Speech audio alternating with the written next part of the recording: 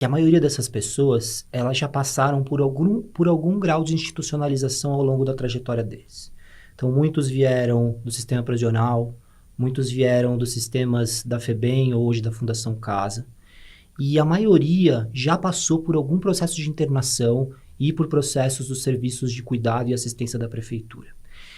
Então, duas questões aí importantes. A primeira, as instituições e o modelo de internação hoje são verdadeiras portas giratórias, onde a pessoa sai e entra, porque você não tem, depois desse processo, a constituição de oportunidades para que as pessoas, depois de sair, tenha condições e meios para ela superar a situação pregressa.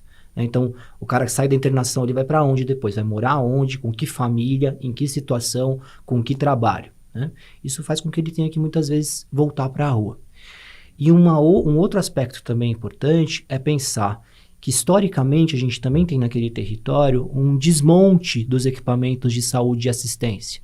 Então, você vai desmontando equipamentos e constituindo novos e descontinuando as políticas, mandando embora as pessoas que trabalham na ponta.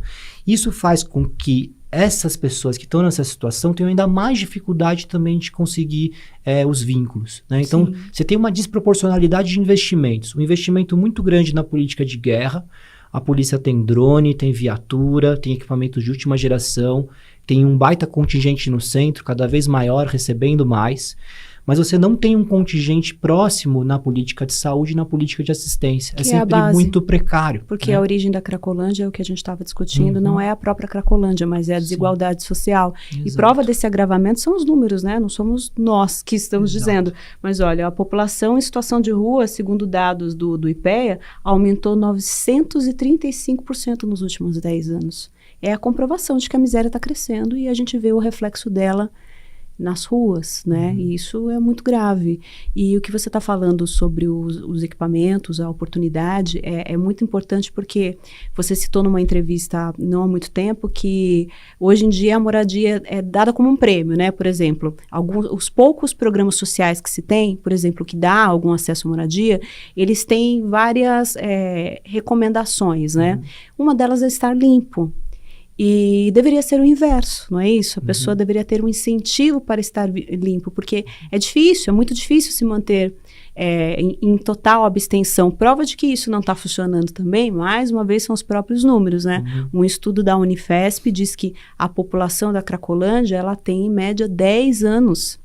Ou seja, não está funcionando. Você tem pessoas há 10 anos vivendo aí nessa política de porta giratória, como você brilhantemente mencionou. E essa questão da habitação, acho que ela é tanto a raiz do problema.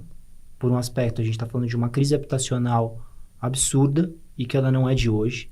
Então, se a gente pega os dados da Fundação João Pinheiro, né, de déficit de moradia, de déficit habitacional, de pessoas pagando valores de aluguel exorbitantes, de pessoas ocupando muitas vezes uma casa com 2, 3 famílias, né? Condições de habitação extremamente precárias quando a gente pensa as periferias. A gente tem uma crise habitacional que também alimenta, né, a população em situação de rua. A gente tem uma máquina de despejos, de remoções, porque a gente tem um sistema judiciário que ele favorece o direito à propriedade em detrimento do direito à moradia. Isso vai alimentando isso. E ao mesmo tempo que ele é uma das principais causas do aumento da população em situação de rua e também da população ali na Cracolândia ou em uso de álcool, outras drogas em outros territórios, que a gente também não tem cenas de uso somente ali no centro, ao mesmo tempo que a causa, eu penso que a política de moradia é a primeira solução, né? E nos países onde isso é adotado de forma interessante, a moradia é a moradia primeiro, não é a moradia como prêmio. É a moradia como elemento básico para que a pessoa estruture sua vida e supere as situações.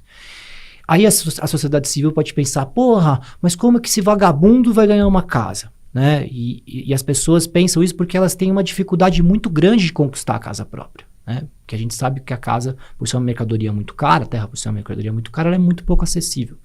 Só que a gente tem que lembrar que as populações em situação de rua, especialmente as populações negras na cidade de São Paulo, isso é anterior ao século XX, começo do século XIX. A população liberta, ela foi abandonada, não ganhou terra, não ganhou trabalho, então a gente tem pessoas perambulando nas ruas há mais de um século. Então a política habitacional, seja para essas pessoas ou para as pessoas que vivem em condições precárias, em ocupações, em cortiços, ela não é um favor, ela é uma reparação histórica. Então Então a gente tem que pensar esse investimento de forma muito séria e não como um prêmio, e sim como uma primeira, um primeiro passo para a gente conseguir superar essa situação.